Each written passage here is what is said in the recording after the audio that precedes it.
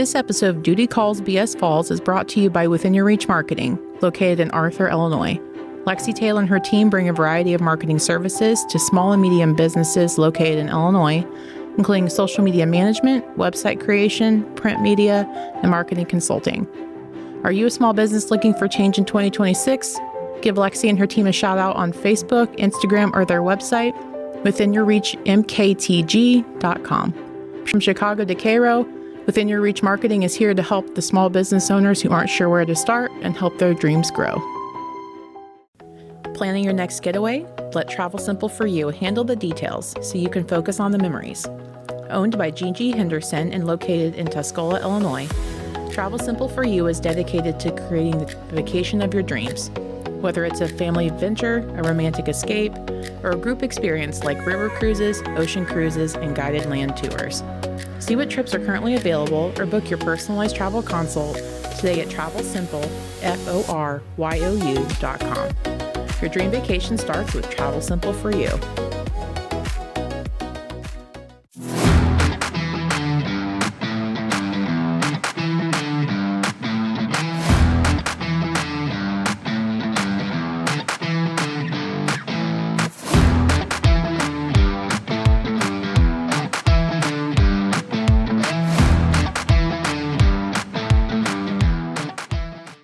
Hey everybody, Kirk Rogers here, Duty Calls BS Falls. Welcome to episode 8 of my podcast. Been a couple of weeks since I've been here. I've had stuff going on in my life, and we had our election the other day, our primary election, just things going on, and haven't been in front of the camera for a couple of weeks. But we're back today for episode 8. This episode, I'm going to tell you what this episode is going to be called before you just see it online, because there's a story that goes with this. It's a story that has one happy ending, and then it is a story of about something that I observed. So this episode is going to be called I See Why Dead People Can Vote. And that's going to be the end of the story. But how this all starts is my dad's 84 years old, and he's a recent widower because my mother died in January, and he's navigating life with mom gone and doing the best he can, and I'm helping him. Well, he decided that he wanted to vote yesterday.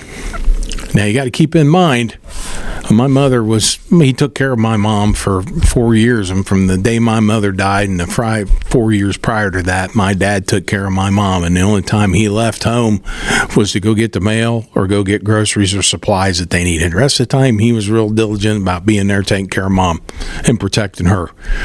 So anyway, he probably didn't vote as much as he could have in the years prior to that because he was busy taking care of mom. So he decides that he wants to go vote yesterday because he wanted to vote for sheriff. He had a candidate that he wanted to vote for, and he was adamant about going to vote. So he went over to our local polling place, and he walked in and told them, "Hey, I want to vote." Well, they looked him up, and he wasn't on the voting rolls. I was on there. My wife was on there. Even my dead mother was on the voting rolls, but my dad wasn't. And they didn't have any reason or any idea of why he wasn't. They said, you got to go to the courthouse. Well, that didn't happen. He said, "See you later." And he got in the truck and he called me. He called me up, said, "Hey, they won't let me vote. They won't let me vote because they say I'm not on the rolls. Your mother's on there, and you're on there, and your wife's on there, but I'm not on there. And they say I got to go to the courthouse and take care of it."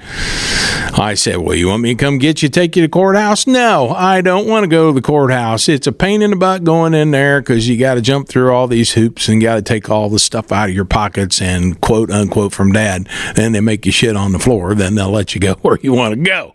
So he wasn't. Anyway, he was going to go to the courthouse. I said, I'm going to go get the mail and go home. And that's what he did. And then he got home and he called me, and he'd been looking through some things, looking for voter registration cards, and he found some for Mom, but he never could find one for him. He just didn't know what was going on, and I didn't either. And I told him, you know what, we'll get this fixed up so you can at least vote in the November election, because it's going to be important that we get J.B. Pritzker out of there and get a new governor in, a Republican governor. Darren Bailey is our nominee. And he just needs to go move to Chicago and spend all his time up there, because that's what it's going to take. And I wish him the best of luck, and I'm pulling for him. But we all need to get out and vote for him in November. So that's what we need to do. I'm getting sidetracked. So let's get back to Dad's story. So anyway, time went on. I went and had lunch. After lunch, I decided I was going to go to the courthouse and see if I could get his voting thing figured out. So I went to the courthouse. Now, I was smart because I've been in there before. I didn't take anything in my pockets. All I had to do was go in and shit on the floor, and then they let me in.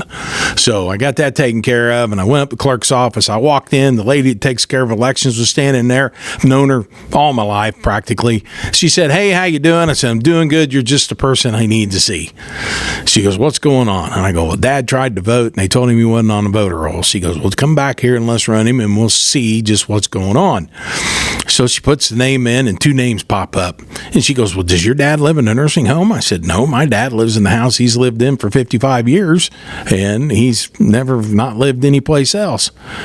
And I got to look, and I go, "Well, that's not my dad. That's my grandpa." I said, "My grandpa died in 2014. I said, "What the heck's he still doing on the voter rolls?" "Oh, I don't know," and all this. Well, anyway, I said, and then the next one underneath it was Dad. So she brings it up, and there he is, Dad, with his address, all this. But in red, it said transferred or something. And she goes, "Well, he's been transferred." And I go, "For what?" And I go, "He's, like I said before, he's lived in the same house for 55 years and all this and that." And why was it? And it's hard telling how long it had been that way, because he hadn't voted for at least 4 years when Mom got bad.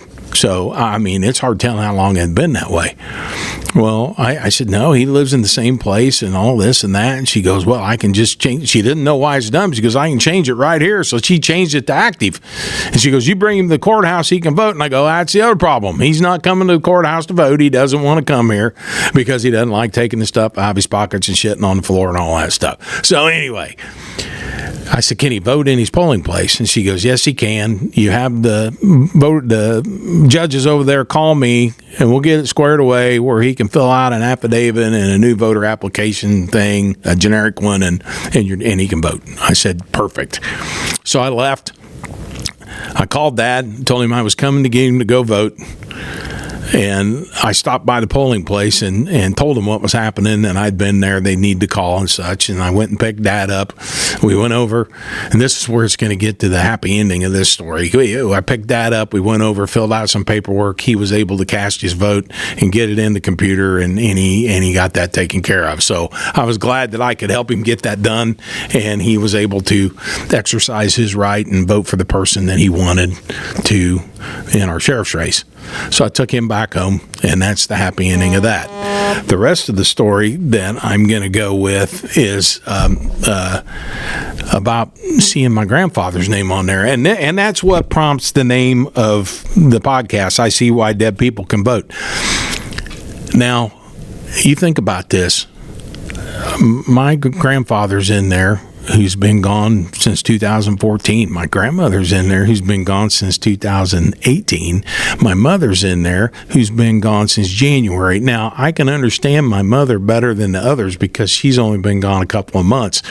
But how many people are in there still registered voters in the county because they're there? And where I'm going with this is in the bigger venues like Champaign-Urbana or Chicago, the collar counties, population areas, Bloomington, Springfield, whatever. you think about it, it kind of makes you see how dead people can vote, because you don't have to provide any type of identification to vote in this country or this state.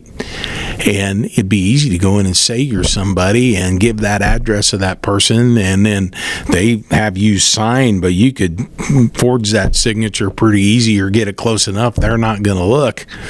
And I can see how it can be done. I asked, well, who takes that stuff off there? And I was kind of led to believe that it was the responsibility of the family of the deceased person to go in and tell them to take that off. I don't know if they get that done or not. Now, that wasn't on the list of things that you needed to do after somebody dies that I got from the funeral home when Mom passed or when my sister passed, but evidently, that's what you do. You would think, since the voting stuff's in the county clerk's office in these small counties. Now, I realize in a bigger county, it might be difficult because there's so many more deaths that happen. But you would think that the amount of death certificates that go through in a small county like this, they could forward that information onto the electoral division, and maybe they would just delete those people out of the system. I don't know, but I guess so. But the point I'm making is, I'm not concerned. It's not about illegal aliens voting or anything. I'm talking about just people who have passed away and how people could go in and fraudulently use their stuff to vote. I had somebody tell me a story today of their in-law passing, and their in-law always received a ballot in the mail to vote.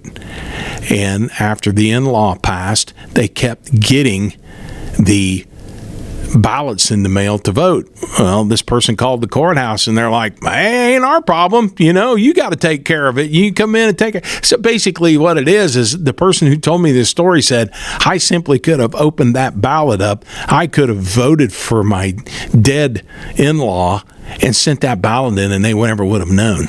So that's where you have trouble with your mail-in ballots. That's true. So the Congress needs to pass the Save America Act.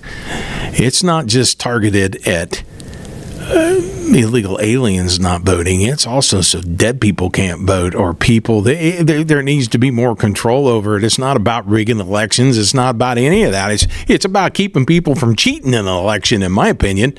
And excuse me, they need to pass that ASAP. And anybody that's against it is wrong. And I believe that the Senate needs to do the talking filibuster on this and let some of these liberals stand up and explain why you don't want this to pass. And boy, that would be some good freaking stories. But anyway, they need to get that done. They need to get it passed. They need to pass funding for Department of Homeland Security. That's important to our safety in this country, and supporting our Secret Service, Coast Guard, TSA, everybody that's not getting a paycheck. It's terrible to use politics to hold stuff over people, and that's exactly what's happening here. And they need to get it taken care of and get it done. It's insane. And has anybody been? And as far as the Iran military exercise goes, I am so glad that's going on. I watch every day to see what's happening with it. They need to get this Strait of Hormuz lined out. And shame on our NATO allies for not going and helping us with this. They expect the United States of America to be everything to everybody when something bad happens, but whenever we want a little bit of help for something, we're not going to come help you. That's not our problem. We're not going to get involved. But by God, we're going to take your money. We'll take your money you give us. Let's see something happen to you, and us just say, hey, you know what? We're going to take a pass on this one because we're sitting at home watching TV.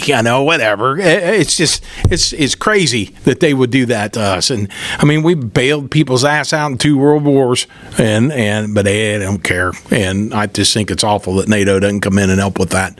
But things seem to be going well over there. I support our administration on everything they're doing there. I remember when all that stuff started happening. Like I've said before, when I was in high school, they took the hostages at the embassy. And one thing I forgot to talk about was the bomb truck in Lebanon in 83, I think it was, when all those Marines got killed. I have a very good friend of mine who I went through high school with, very good friend, still a good friend today. He's one of those friends that you may not see for 6, 7, 8 months or even a year, but when you see him, it's just like you picked up like you saw each other yesterday.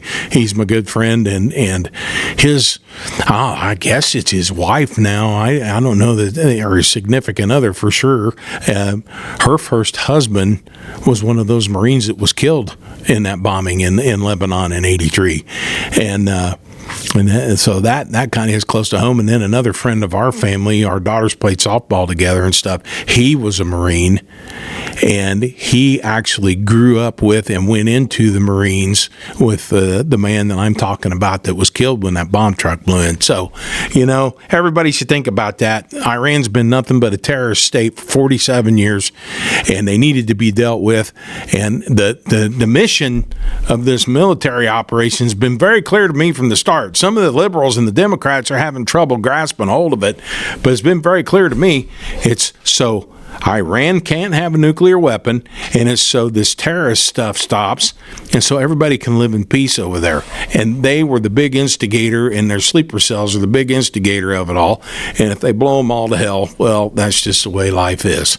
And I support it, and I'm going to tell you, some of these liberals are, but behind closed doors, I believe that they are all for what's happening, and because it needed to happen. And there's been Democrat presidents in the past, like Bill Clinton and such, that were for it but never did anything. It all happened on Jimmy Carter's watch, and Jimmy was Jimmy. We had a lot of stuff bad, had a lot of crap when Jimmy Carter was president. Higher interest rates, oil problems. It wasn't a good time, and Reagan getting in there is what really started turning things around for us. But oh well, that's me kind of rambling today. I don't think I've got anything else to tell you. It may be a few weeks before I have another podcast. I'm going to tell you here, I'm getting ready to be a grandpa, and I mean it's going to come here pretty quick. So I'm going to be busy dealing with that, and that's going to involve my producer. So anyway, it may be a few weeks before I hear from you again, but I wanted to pop on and make a quick one and tell you that story about Dad and the dead people on the voter rolls, and talk about a couple other things. And anyway, everybody just keep hoping spring comes. I'm ready for spring. I hope everybody else is too. And make sure you go follow us on our Facebook page, Duty Calls BS Falls. You can follow us there.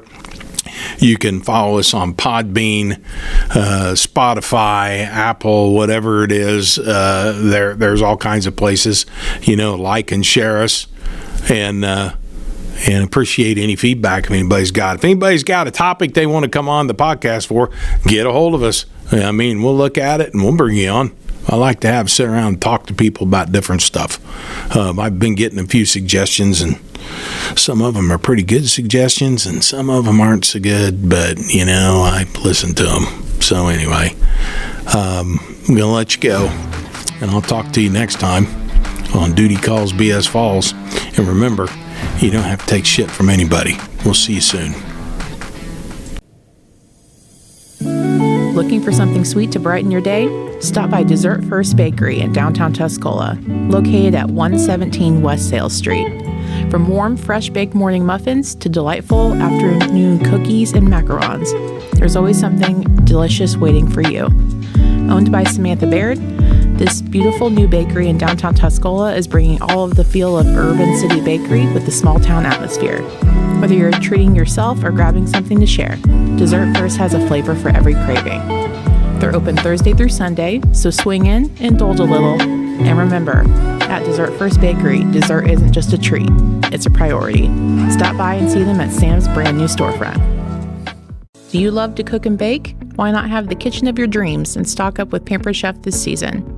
From kitchen shears to measuring cups or stainless steel cookware, Pampered Chef has all of your kitchen essentials and accessories to help you cook with ease and comfort. Prepare meals for friends or the whole family? Interested in learning more or hosting a party? Reach out to Teresa on Facebook by searching Cooking with Teresa, or visit her website, www.pamperedchef.com/PWS/TRogers5. Duty Calls BS Falls can highlight your business. We are looking for small businesses that are interested in being featured as a sponsor in our podcast. If you're a friend of the show or the host, family member, or just interested in being featured here to get the word out about your business, send an email to dutycallsbsfalls@gmail.com with your inquiry and business description. We'll get back to you with additional details. Note, Duty Calls BS Falls is a political and opinion-based podcast located in Douglas County, Illinois.